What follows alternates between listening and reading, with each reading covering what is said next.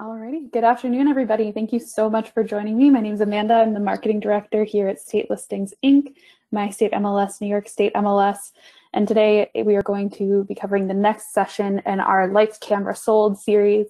This whole month, we're going to be each week teaching you a new technique to help you utilize video content for your real estate marketing efforts, be that marketing your properties, marketing yourself, or marketing your brokerage. Today, we're going to be talking about planning your video. I know the temptation is there to just kind of think, well, I know what I want to say and sit down and just talk to a camera and post it wherever. But we want to really focus on how you can be most effective with your time when you're planning a video. So to do that, when I'm starting out to create video content for state listings, there are four main questions that we ask, which is, why am I posting this video? Who is my target audience? Where will I use it? And what will I say? And by the time you've answered the first three questions, the fourth question is pretty easy to answer, and it will help you really quickly write your outline and your script because you'll know exactly who you're talking to and why. So like I mentioned, the first question is why you're posting. It is really necessary to answer all of the other planning questions. And I know a lot of it boils down to, I'm creating this video because I want sales. I want more leads, I want more listings, but you need to think kind of a level deeper than that. So why am I posting a video? Do I want to generate more trust with my audience by showcasing myself as the real estate expert that I am so that I can show how well I understand the market, how well I understand listing properties, so that leads will feel more confident with me as their agent? So am I doing it to educate people? Am I creating a video that's just for a listing? So I really want to showcase the best properties of this listing because I'm just here to sell it, to make this listing look amazing. Or if you're looking for, on the other hand, rather than to sell a specific property, if you're looking to expand your brokerage or expand your team, you may be looking to grow your brand and showcase what being part of your brokerage or your team is like. And all of those are going to be extremely different types of videos. And without really keeping that top of mind, your video is going to come out pretty unfocused, and you're going to lose people because we all know attention span is pretty short on the internet. Your why will really help determine your audience. Hopefully you speak differently to your family members than you do to your boss or to potential clients. And that really needs to come across in video. Growing an audience online is really about authenticity. It's about connecting with your audience and making them feel like they know you, they understand you, and they can trust you. And to do that, you need to choose a specific tone. You need to speak directly to your audience instead of just trying to address the general public without much personality behind it at all. So when I'm looking to create a new marketing campaign for state listings, sometimes we'll create fictitious representations of our ideal clients, our ideal members, and those are called buyer personas. They help us understand who will be the people, watching our videos, attending our webinars, and reading our emails so that we can write better to them. And that's something that you can use to figure out your target audience when you're setting out to film a video. Creating an audience persona is about really understanding and getting in the head of who your ideal viewer would be. So that means knowing how old they are, what industry they work in, what's their day-to-day life like. And that's really important because it informs where you're going to post your video and who you're talking to. So for example, what do they read? What do they watch? What do they listen to? For example, are they big podcast listeners? So you know that if you really want to promote a specific piece of content that you're creating, you might want to pull in podcast advertising. If they are a younger demographic, they're more likely to be on TikTok or on Snapchat, whereas different age groups tend to spend more time on different social media channels, or maybe they tend to watch more traditional media, and it'll help you really target where you're placing your content for it to be the most effective. When you're writing your script and when you're planning what you're going to say, you also need to think about what they care about. Somebody who is a first-time home buyer who's looking for a good investment is maybe willing to put a little bit of elbow grease in, but just doesn't understand the process of how to purchase their first home, has vastly different concerns than, for example, an older couple who's looking to downsize. And you need to make sure that you're addressing the really specific concerns of your audience in order to connect with them. And finally, this goes back to your why. You want to think about what problem you can solve for your ideal audience. Otherwise, why would they listen to what you have to say? So again, that could be understanding the first-time buyer process. That could be more complicated examples of, maybe folks looking to sell their starter home and buy a bigger house. What does the process look like when you're selling and buying at the same time? The other thing that I've seen some pretty successful agents do is create content specifically for FSBOs, so that they're providing advice like, hey, here's how to price a property, here's how to do all of this stuff. And it seems counterintuitive because obviously you want those FSBOs as clients. However, a lot of folks quickly figure out that going for sale by owner is a lot more difficult than they thought and isn't worth the money they'd save. And once they figure that out, the person that they're most likely to go and ask to be their agent is not the person who's been telling them they're stupid for going FSBO this whole time, but the person who said, hey, I'm here for you. It's hard. Here's some of my knowledge. And then when they do decide that they're not interested in pursuing the for sale by owner route, they're able to connect with those agents who've really been there for them the whole time. So that is another problem that you can solve, another potential target audience that you can reach with your content. Once you've figured out your target audience, as I mentioned, you've probably spent a lot of time thinking about where they spend their time online, and you want to make sure that that's where you're posting. Later in this series, we'll talk about how you can repurpose content across multiple platforms. Creating one video doesn't mean that it'll only live on one site, and we'll talk more about how to reuse it. However, it's best to create your content to perform specifically on the platform that you want to prioritize. No matter how good your video is, attention is really limited online, and you're not really going to pull people away from, their staple sites where they spent the most of their time just to watch your video.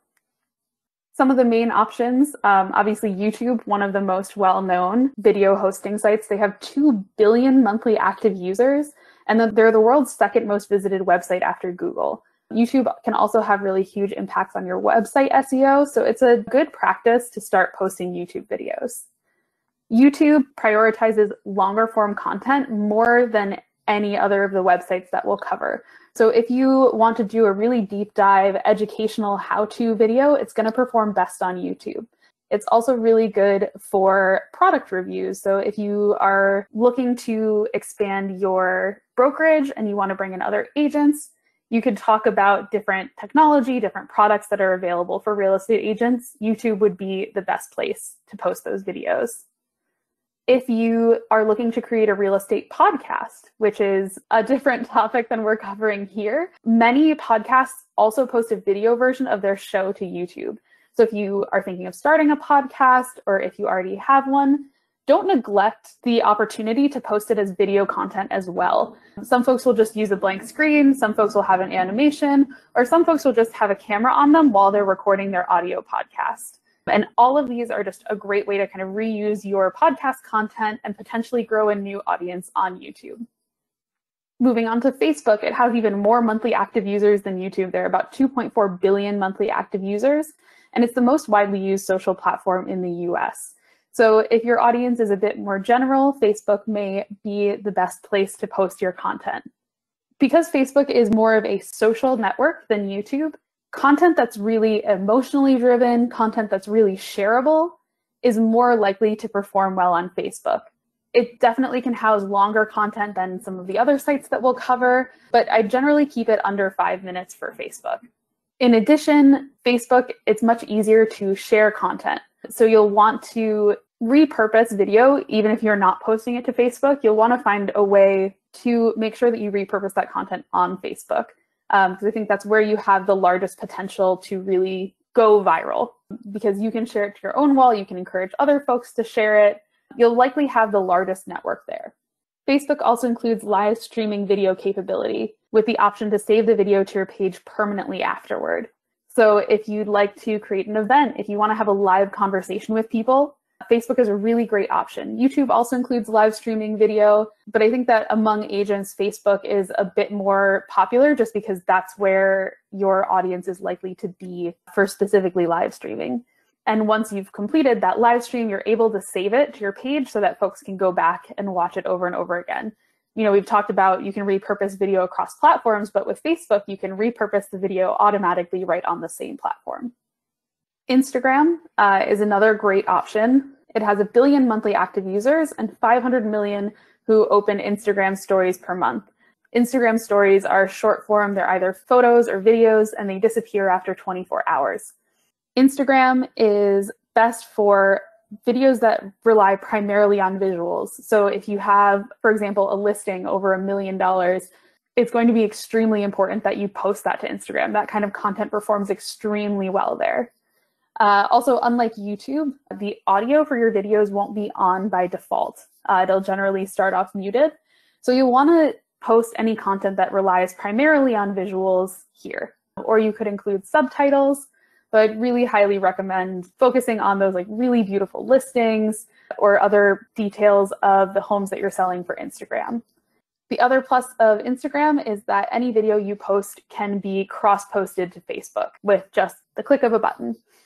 Generally, I advise against posting the same content to multiple sites without any editing, but I would say that posting your Instagram videos to Facebook is the one exception to this rule. Finally, TikTok. This is something that I haven't seen talked about a lot in the real estate space, but it's something that's really quickly growing. I think the perception right now is that it's only for teenagers and there isn't a whole lot of use for businesses, but TikTok has seen explosive growth, especially over the last year. The last time we talked about TikTok was in August during our social media series. Then I told you that they're approaching, I think, 800 million monthly active users.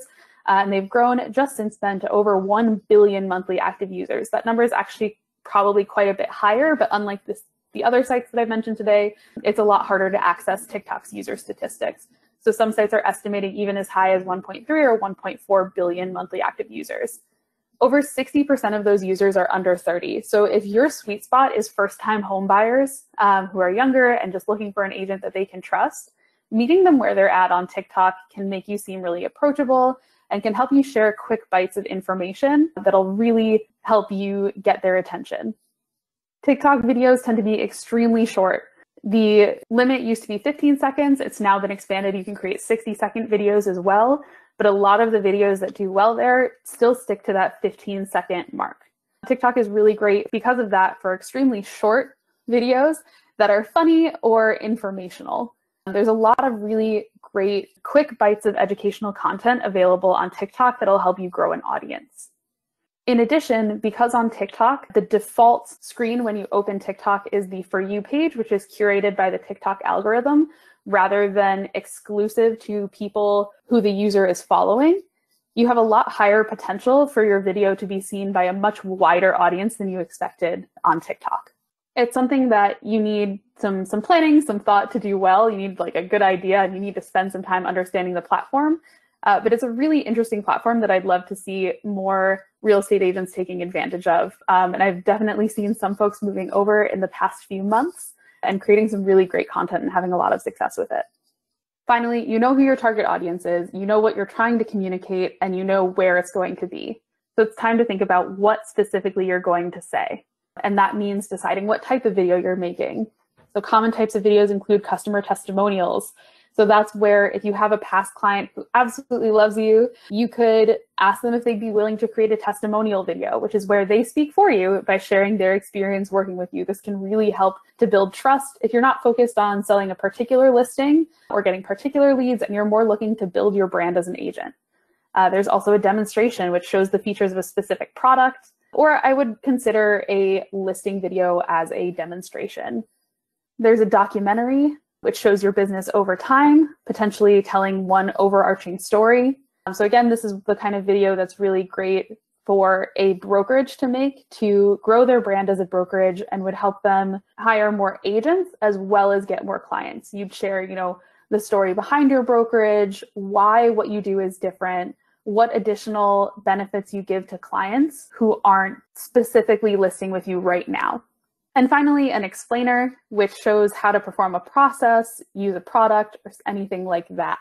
So again, these are the kind of videos where you'd be showing, for example, those first-time home buyers how to apply for a mortgage. Any of those videos aimed at FSBOs that I talked about before, where you're showing how to do a specific product, I would count as an explainer video as well. I know this feels like homework, but you definitely will want a script or at least an outline in place before you start filming. A script works best for videos that require precise language. So for example, those really quick TikTok videos where you only have 15 seconds to get across your message, I'd script that out. Whereas if you're doing a longer video explaining a process that you know well, I think you can get away with just an outline.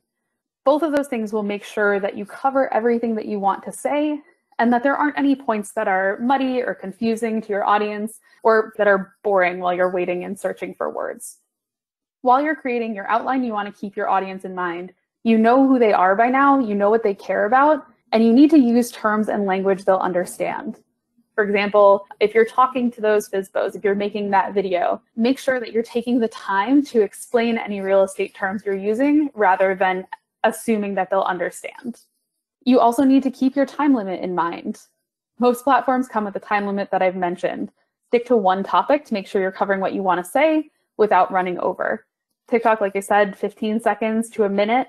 Instagram, I believe, is a minute with the opportunity to create longer videos through IGTV if you have that capability.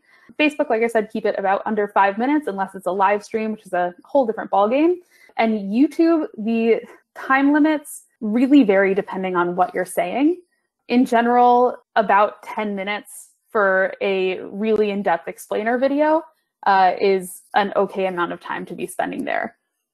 So that's all I have to talk about for planning your video right now.